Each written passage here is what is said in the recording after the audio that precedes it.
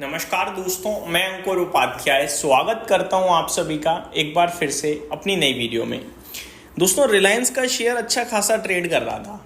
AGM शुरू हुई और जिस खबर का सबको इंतज़ार था वही खबर सबसे पहले आई और इसी का पूरे मार्केट को इंतज़ार था कि जियो की लिस्टिंग कब होगी, कब तक टाइमलाइन आएगी और इस एजीएम में उससे रिलेटेड कोई अपडेट आएगी या नहीं आएगी। टाइमलाइन भी आई, अपडेट भी आई, जल्दी लिस्टिंग की खबर भी आई और शेयर का प्राइस टूट गया। मैं एग्जैक्टली आपको चीज़ें बताना चाहूँगा। रिलायंस ने जैसे ही जियो की लिस्टिंग की खबर आई, एग्जैक्टली 2:25 5 मिनट की कैंडल पे रिलायंस ने 1403 का हाई लगाया। निवेशकों ने वो खबर पढ़ी, स्टॉक का प्राइस ऊपर जाता देखा, उन्होंने कहा भैया हो गया कमाल, अब तो खरीद लो, छूट जाएगा हाथ से वरना। निवेशकों ने खरीद लिया और ये शेयर उसी 2:25 की कैंडल पे जो क्लोजिंग देता है वो 1388 की देता है, यानी करीब अपने हाई से 1% नीचे। अगले ही 5 मिनट की कैंडल में 2:30 पे 1368 पे आ जाता है, यानी 20 रुपये और गिर चुका है। और फिर तो जो गिरावट शुरू हुई वो रुकने का नाम ही नहीं लेती है और एट द एंड लो लगता है रिलायंस के स्टॉक में 1350 के करीब का और क्लोजिंग आती है 1355 की। 1355 पे 1357 पे एडजस्ट होके शेयर एट द एंड बंद हुआ। अब ये सब क्यों हो गया?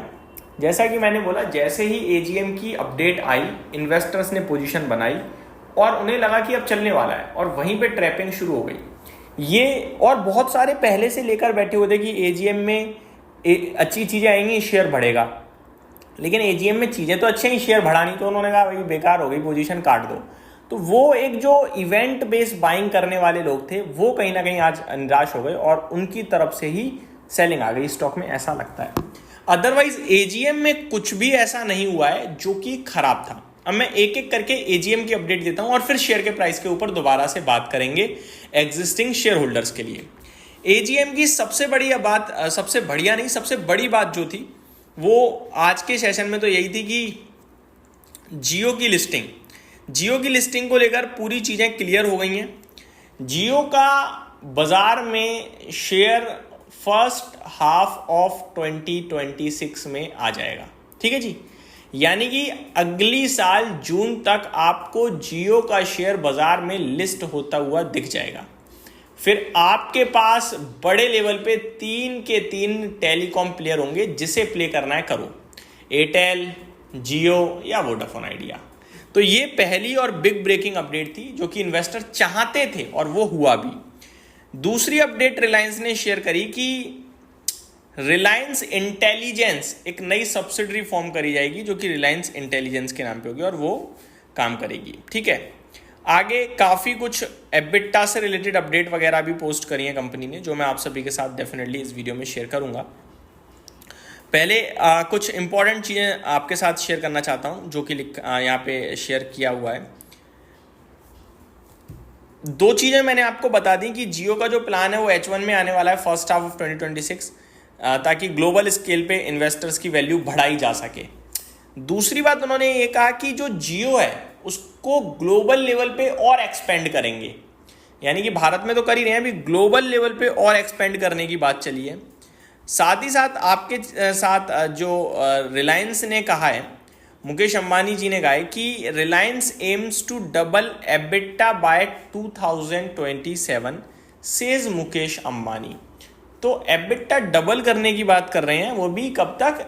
2027 तक, यानी 2 साल में। तो ये अपने आप में बहुत बड़ी अपडेट है मेरे हिसाब से। आगे देखा जाए तो यहाँ पे क्या लिखा हुआ है, एक्चुअली पूरी रिपोर्ट नहीं लिखी है, बस छोटी छोटी हाईलाइट दे दी है, अभी डिटेल निकल के आ रही हैं। मैं आपको बताना चाहूँगा, in 2022 I made a promise that we will double Reliance by end of our golden decade in 2028। At that time our EBITDA was about 1.25 lakh crore. I reiterated that Reliance will more than double its EBITDA by end of its golden decade. तो इन्होंने कहा कि जो EBITDA है इनका वो double हो जाएगा भाई साहब, ठीक है जी, सिंपल भाषा में, गोल्डन डिकेड तक, और 2027 तक ये इन्होंने टाइमलाइन शेयर करी है। तो ये कुछ बड़ी बातें निकल के आ रही हैं आपके लिए एजीएम से रिलायंस के। कुछ और भी चीज़ें मैं आप सभी के साथ शेयर करना चाहता हूँ। Billionaire Mukesh Ambani has officially announce that much awaited stock market launch, IPO, जैसे आईपीओ तो नहीं कह सकते, डीमर्ज होगा ये stock, for his company Reliance Jio will happen in the first half of 2026.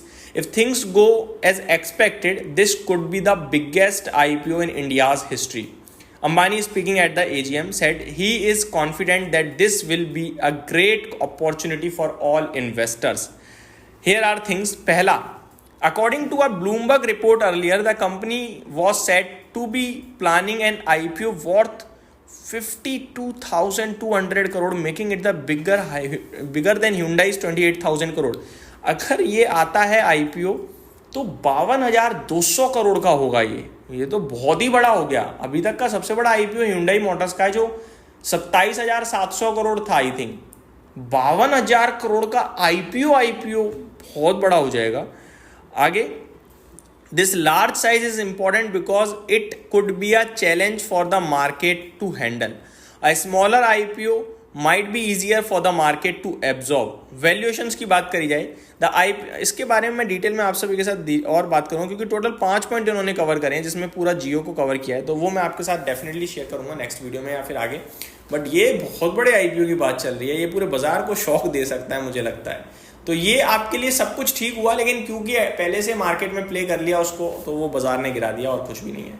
उम्मीद करता हूँ डिटेल्स पसंद आई होंगी. वन मोर थिंग, क्या करना चाहिए? होल्ड करना चाहिए एंड स्टॉक स्ट्रॉन्ग 1420 के ऊपर ही होगा. अगर किसी पे है तो बने रहो, नहीं है तो अभी मत लेना जब तक 1420 ना निकाल दे. Thank you so much for watching this video. Have a great day guys.